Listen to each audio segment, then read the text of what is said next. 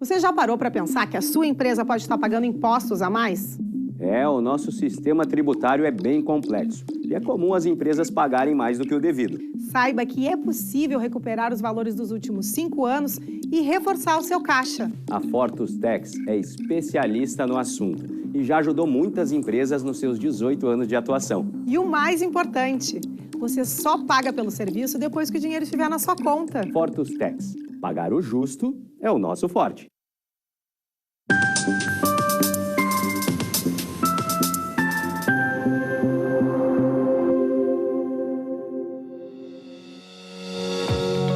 Olá, estamos começando agora o programa Papo Certo de hoje. Eu, Amanda de Oliveira e Evanira Aguiar.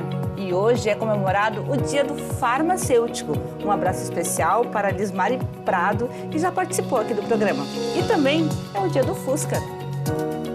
Boa noite, sejam bem-vindos. Nosso programa, você já sabe, vai ao ar de segunda a sexta, às 8 da noite, logo após o Cadeira Cativa, aqui na UBRA. E o assunto de hoje é o direito imobiliário. E o tema é aluguel de imóveis. Quais são as regras? Mas afinal, quais são os direitos e deveres do locador e do locatário? O que pode e o que não pode? Nosso convidado de hoje é o engenheiro civil e corretor de imóveis, Christian Dias. Muito boa noite e obrigado pela presença no programa de hoje. Boa noite, Vanier. Obrigado pelo convite. Boa noite, Amanda. Vai ser um prazer hoje estar ajudando vocês a esclarecer, as dúvidas com relação à locação. Bem-vindo então, Christian. E você de casa já pode enviar a sua pergunta ou comentário através do nosso WhatsApp 51 3029 8080, que nós vamos ler e o Christian responder aqui no programa. Fique aí que nós já estamos voltando.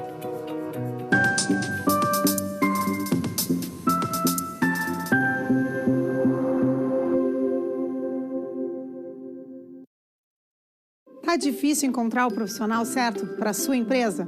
Precisa de alguém detalhista para aquela vaga no financeiro? Quem sabe um criativo para o marketing? Ou ainda, alguém focado em resultados? A Fortus RH utiliza técnicas de seleção e processos estruturados, realizando entrevistas e aplicando provas e testes específicos. Tudo isso para buscar a pessoa certa para a vaga certa. Fortus RH. Conectar pessoas é o nosso forte.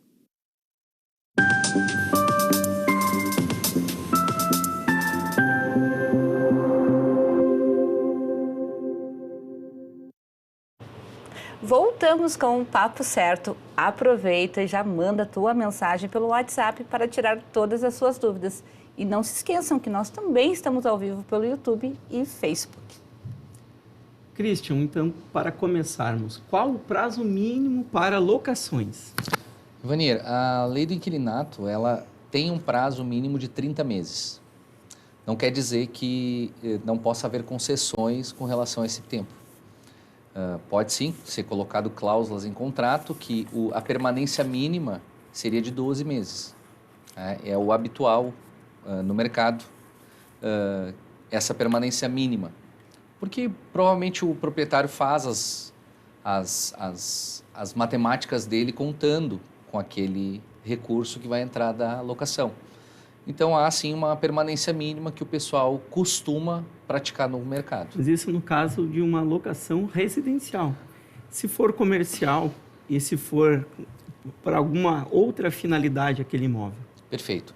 A locação comercial ela já tem particularidades que são mais liberais do que a residencial.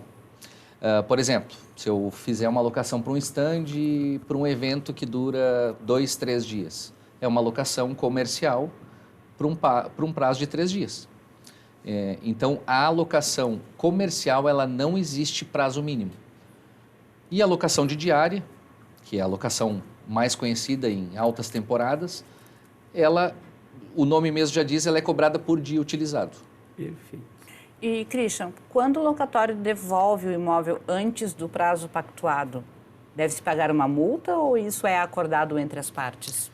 A multa, na verdade, ela existe e é amparada em lei, e existe um máximo dela, que seria de 3 aluguéis.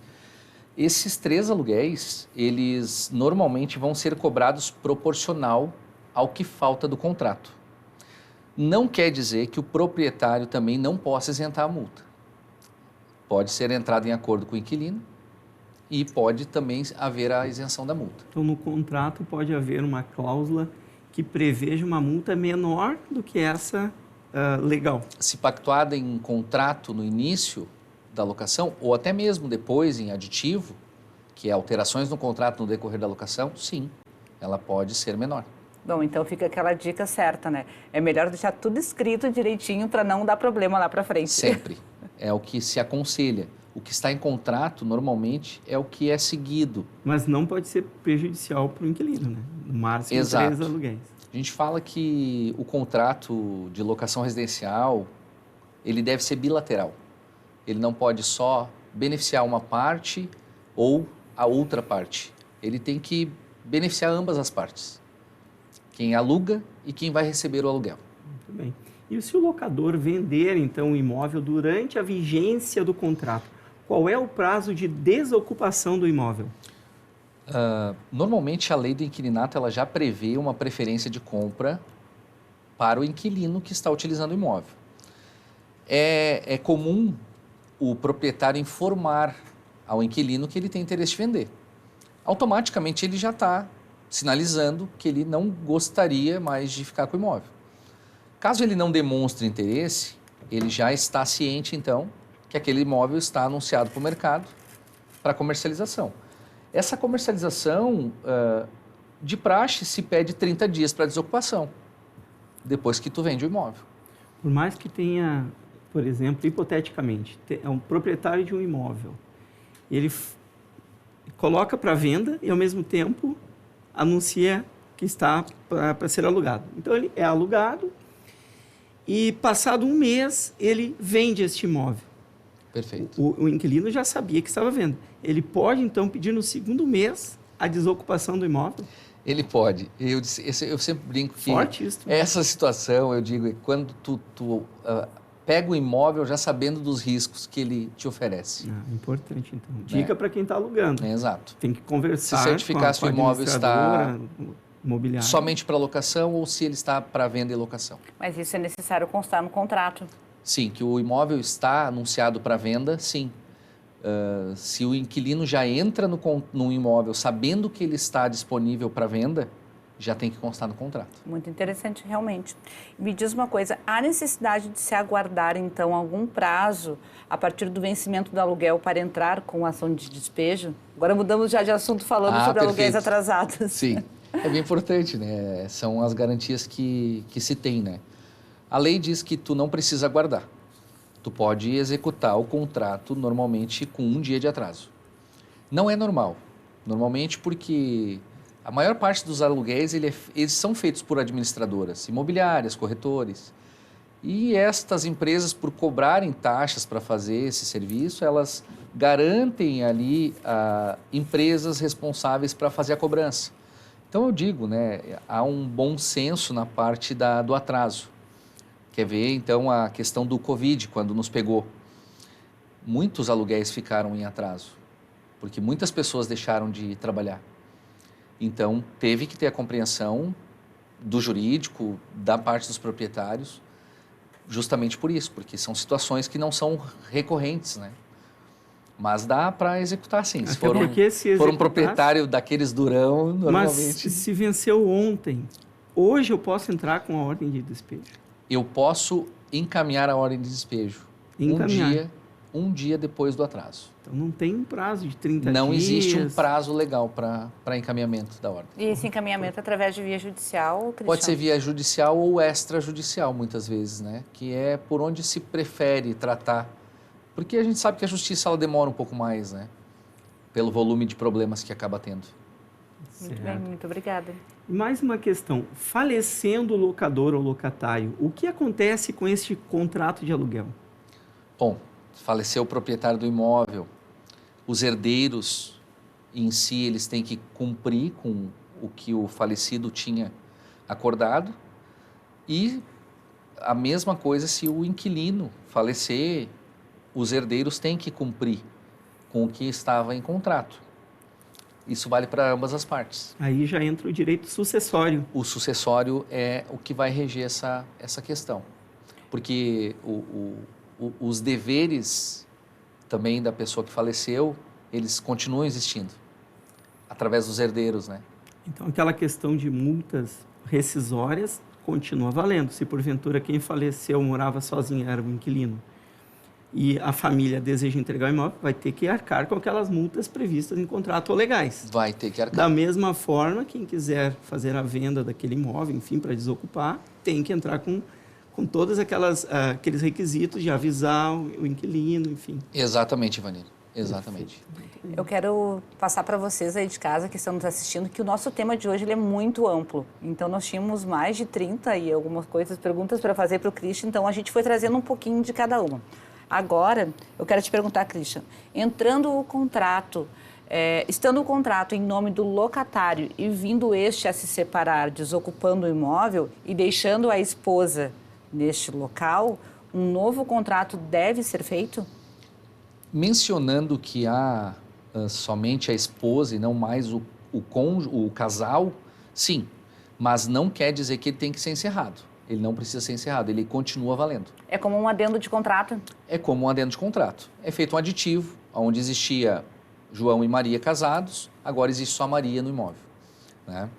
Já aconteceu, é comum acontecer, e a locação, quando foi feita, com certeza, enquanto casados, ela mencionou, mesmo que o contrato tenha saído em nome do marido.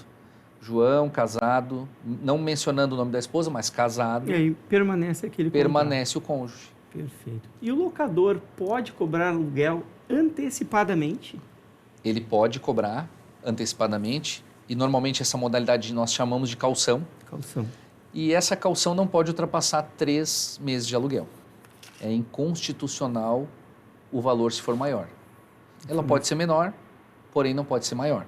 É abusivo se for cobrado. Isso quando a pessoa não tem, por exemplo, um fiador ou um seguro-fiança, que algumas vezes é um valor alto. Exatamente. Então, há esta caução como uma garantia de que o proprietário vai receber o seu aluguel. Então, no máximo, 3 vezes. No máximo, 3 vezes. E uma curiosidade da caução, que talvez seja desconhecida de muitos, a caução não necessariamente precisa ser dinheiro.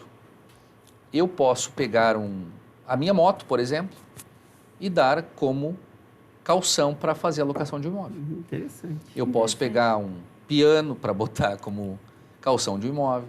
Eu posso usar um outro imóvel que eu tenho. O proprietário aceite. Exatamente. Perfeito. Nossa, muito interessante. Exato. Isso realmente deve ser de desconhecimento da maioria das pessoas.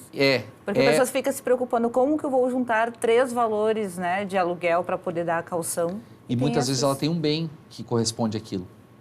E o bem pode ser uma moto, um terreno em outro lugar, porque o meu bem pode ser a minha caução, não necessariamente só o dinheiro.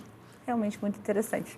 Nós faremos um breve intervalo e já voltamos com o nosso papo certo e com a interação da nossa audiência. É bem rapidinho. Fique aí com a gente.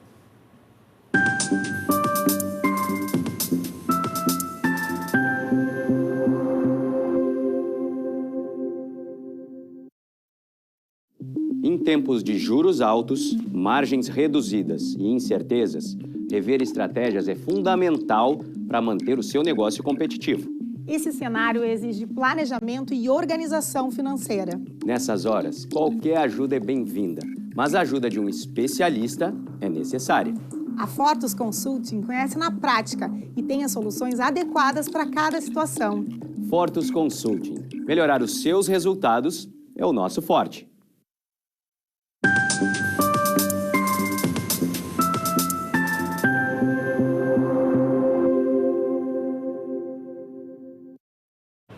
O Papo Certo está de volta e aqui nós falamos sobre as diversas áreas do direito, empreendedorismo e turismo.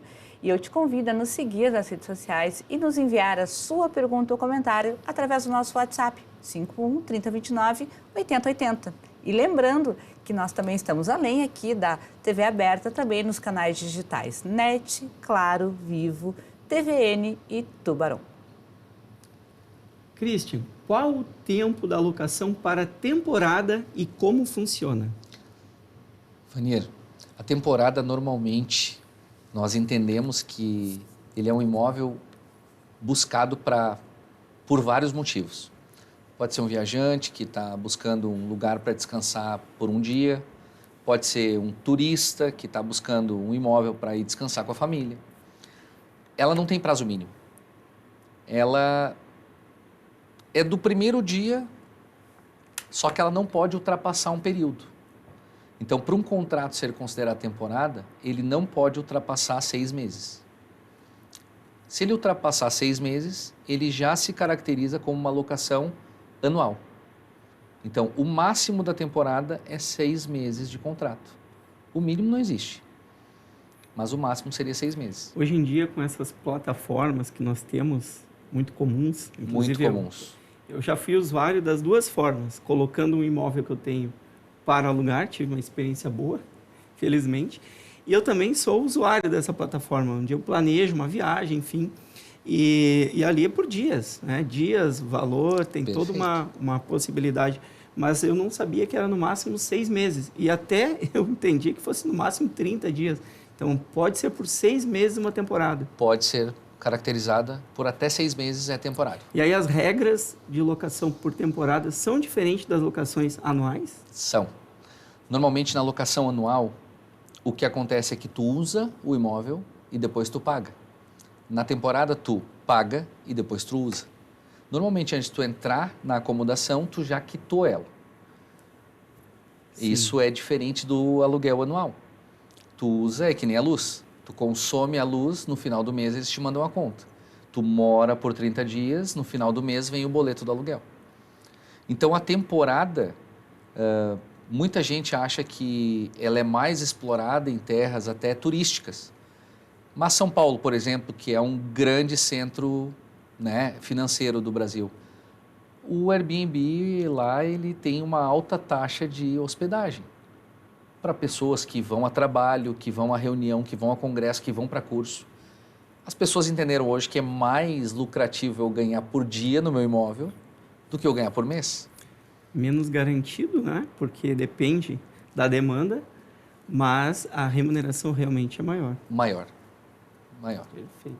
Mudando de assunto um pouquinho, Christian, que é Claro, Amanda. denúncia vazia. Parece tão estranho. É vazio, né? E é vazio mesmo, né? Eu digo que o vazio é normalmente quando tu não está disposto a argumentar porque tu quer teu imóvel de volta. Ela é vazia. Eu não quero explicar por que eu quero retomar o meu imóvel. Então, eu posso, sim, solicitar ele de volta sem argumentar o motivo. Aí, então, ela se torna vazia. Então, essa expressão denúncia nada mais é do que um requerimento, uma Quero denunciar, solicitação. exato. Quero solicitar Uma de volta o que é solicitação. meu. É porque E a gente solicita entende a como? denúncia como sendo algo... Policial. Policial é o termo, mas é o termo Sim. dentro da área imobiliária é muito Exato. comum. A denúncia vazia, que é a solicitação Não então, tem do motivo. imóvel e não quero justificar, Não simplesmente quero quero justificar. meu imóvel de volta. Isso Eu aí. alugo a minha casa para Vanira e digo assim, quero a minha casa de volta. Por quê? Denúncia vazia, Eu quero fazer segue uma as denúncia regras. vazia, é isso? Exato, é uma denúncia vazia. O proprietário simplesmente solicitou o imóvel de volta, não explicou o motivo. Perfeito. Outra questão aqui, né, também bem diversificado nossos temas de hoje. Por que o inquilino deve providenciar o desligamento, né, e o consumo final de água e luz e não a imobiliária? Perfeito. É bem boa essa pergunta, porque quando tu fala de eu ligar alguma coisa no teu nome, junto a uma companhia de energia, a uma companhia de água, se fosse muito fácil, ia ser perigoso. Para que uma imobiliária ou um terceiro possa representar outro, existe um documento que tu tem que fazer. Que seria uma procuração. É a única maneira que a imobiliária tem para ligar ou desligar a luz. Mas mesmo assim está agindo em nome do inquilino. Está não agindo está em nome do dela. inquilino. Por isso que é solicitado que ele faça tanto o ligamento quanto o desligamento. Que o protocolo, a solicitação foi feita por ele, e ele tem a certeza que foi feita por ele, e o encerramento ele tem a certeza que foi feita também por ele. Até porque hoje em dia a gente sabe que um comprovante de residência, ele tem um poder muito grande, não é? Muito grande. E ele tem influências aí, enfim, vai fazer uma operação financeira, enfim, qual é o teu endereço? porque quem está emprestando dinheiro pode querer ir cobrar e tem que ter essa comprovação. Então, realmente é um tema bem importante. As pessoas, às vezes, ficam na dúvida, por que eu tenho que pedir a ligação da minha água e da energia e não quem está me alugando? Uma questão de segurança importantíssima hoje, com a velocidade da informação que a gente passa, né? A gente vê milhares de golpes sendo aplicados todos os dias pelas plataformas. Então, tu ter a liberdade de solicitar um endereço para um terceiro, sem um documento, é perigoso. Bem justificado. Eu quero voltar um pouquinho, nós estávamos falando sobre os aluguéis de temporada, eles são pagos antes, né, antecipadamente. Mas aí, no caso das contas de água e luz, a pessoa alocou, digamos, por 6 meses, saiu do imóvel, aquela última conta, ela é cobrada de que forma? Porque nesse aluguel de temporada a pessoa não chega a passar a conta da luz e da água para o seu próprio nome, fica em nome do locador ou da imobiliária, enfim, né? Como cobra? Creio que aconteça da pessoa ir embora e daqui a pouco não pagar, enfim. Perfeito. Como que o locador se protege em relação a isso? Manda, é bem importante essa questão que tu levantou, porque é notório que as pessoas que estiverem usando um imóvel por um determinado período de tempo, elas vão consumir água e luz. É calculado a mais, bem a mais normalmente, para que aquela diária ela tenha vantagem. Então, na cabeça do proprietário existe, eu estou ganhando tanto pelo aluguel e na média de X reais de água e X reais de luz. É calculado por pessoa. Por isso que a pergunta, se passar o número de pessoas que tem no imóvel, o que eu faço? Porque o cálculo daquele imóvel foi para 10 pessoas por X período de tempo, porque eu sei que vai me sobrar X do aluguel e eu tenho que pagar a água e a luz que aquele pessoal consumir.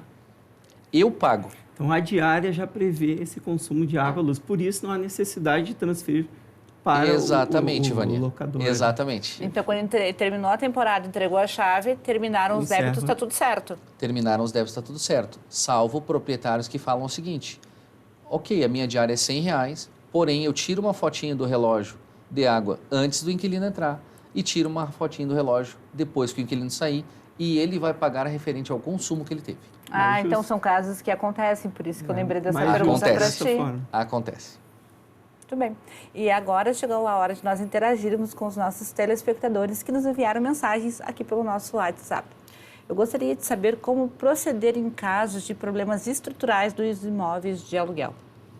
Bom, casos de problemas estruturais normalmente são de incumbência do proprietário. Tudo que refere-se à estrutura do imóvel é do proprietário. Mas não foi eu que construí o imóvel. Eu comprei de uma construtora. Tu é o cara que alugou, a construtora, então, tu vai buscar os teus direitos junto a ela. Mas o inquilino vai buscar primeiramente a ti. Então, falando de estrutura, sempre vai ser o proprietário. Muito bem. Por que o fiador não pode ser de outra cidade? Na verdade, não é que não pode. Pode. O que fica é inviável o processo. Ele vai gerar custos a mais caso tenha que ir para um litígio. Caso a inadimplência ocorra, tu é obrigado a marcar audiências. Muitas vezes o fiador não sendo da cidade ou de cidades próximas vai gerar um custo maior no processo. Então é uma questão comercial e de aceite por parte do proprietário. Perfeito. Bem colocado, Vanessa. Nós já estamos nos últimos 5 minutinhos do nosso programa, então a gente vai tentar ler um pouquinho mais das respostas também aqui com o Christian para vocês.